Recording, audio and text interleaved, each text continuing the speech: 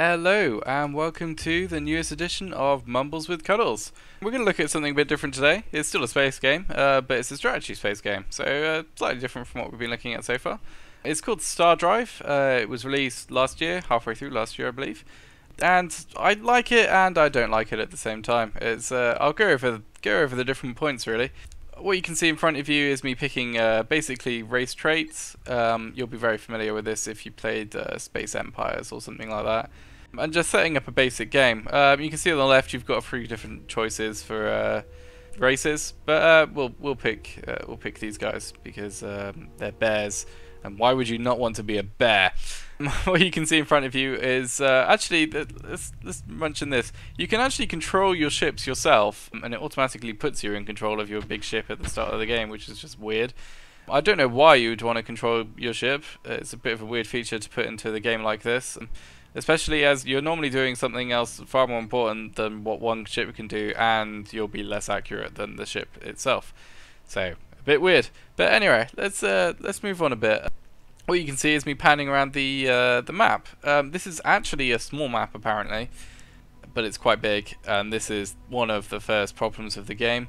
You'll get about halfway through the game and you'll get bored just because there's so many places to do, and it's quite easy once you start taking a few. It's just kind of more of a chore to take them. You'll be familiar with this kind of thing from Civilization if you played that as well. You know you can win, you just can't really be bothered to finish out the game, or that's how I find it anyway.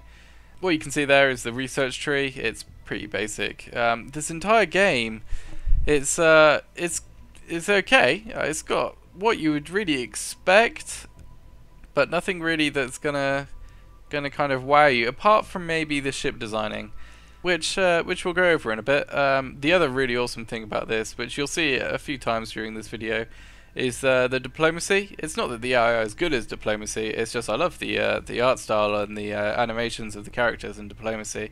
You'll see a little bit of it and you'll see what I mean, but it's going to sound weird, but it's pretty much the strongest part of this game in my opinion, other than maybe the shipyard, as I said, which is also quite good.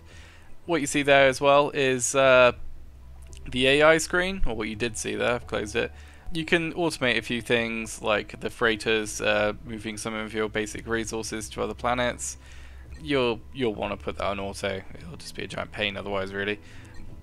So yeah, you can set up a lot of the kind of empire management to be kind of automated, which yeah, it helps because, as I said, the maps are massive and it just gets annoying, to be honest, once you've got loads of places dealing with them. And the worst part is when they send small raiding parties to come get you, and it's just, you just got to deal with it, which is annoying. But yeah, all I would say is it's an okay game. You'll probably enjoy it. I've spent 60 hours on this. I mean, 60 hours is a long time really for a game for me. I usually get bored pretty quickly, so yeah, I'm pretty happy with my purchase. I'd say it was worth it. It's just its best thing is the fact that there's nothing else quite like it that's been recent, really, which is why it's selling. But here I'm going to go over the worst point there is of the entire game, which is there's no multiplayer, and that's just weird.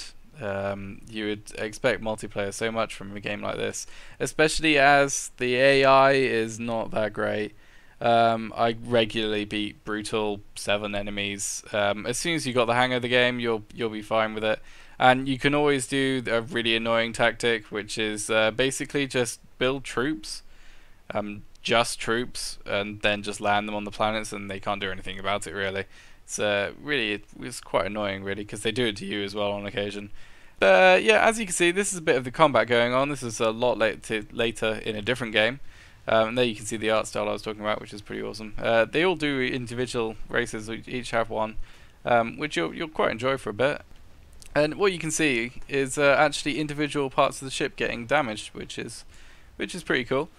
When we go into the ship designer, you'll see kind of what those items were basically.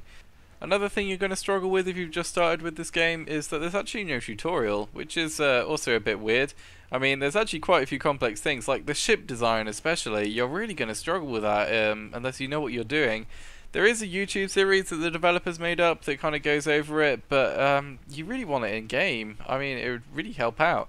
The ship design, as I said, you're probably best to kind of just stick with the basics that you start with. It's got loads of pre-designed ships basically, so you can use them, and once you get comfortable enough with it, you can mess around with them, add things here and there, upgrade to some of the research modules that you've unlocked obviously.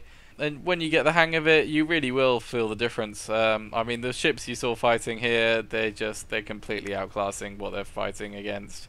They just don't have a chance. Although, to be fair, I'm pretty advanced in this game in comparison to the enemy I'm fighting.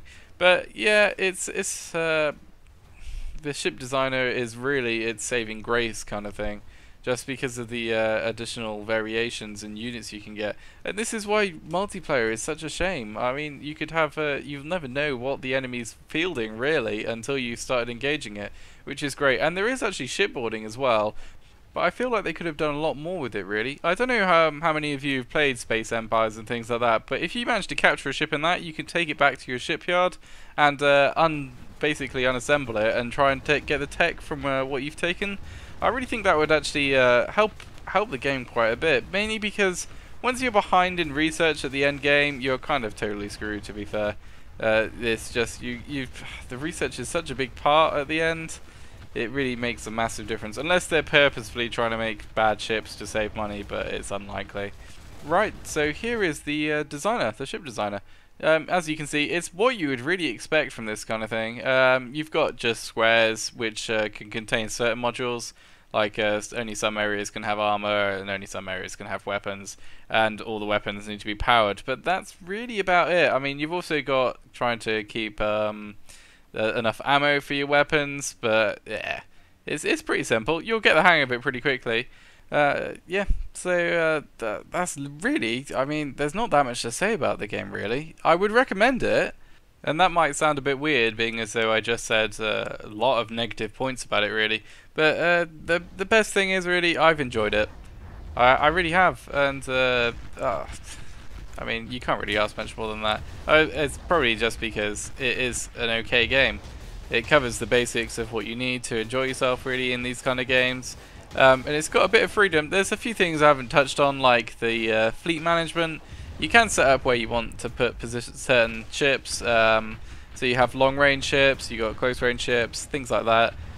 But I just wish they could have done more with it, especially multiplayer.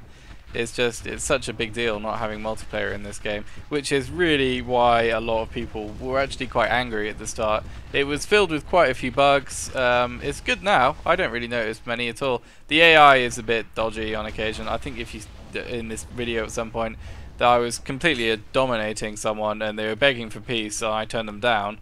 And about a minute later I offered them peace, they accepted it, and then a minute later again they declared war on me.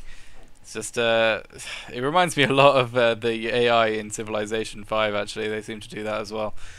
So yeah, it's a good game. I would recommend it. If you like what you see, just get it in a Steam sale or something like that. Especially if at some point multiplayer is patched in. This would be a really fun game, multiplayer, I think. Maybe a little bit too big really. Because if you've played Sims of a Solar Empire, you'll know what I mean. Just games can really drag on in that.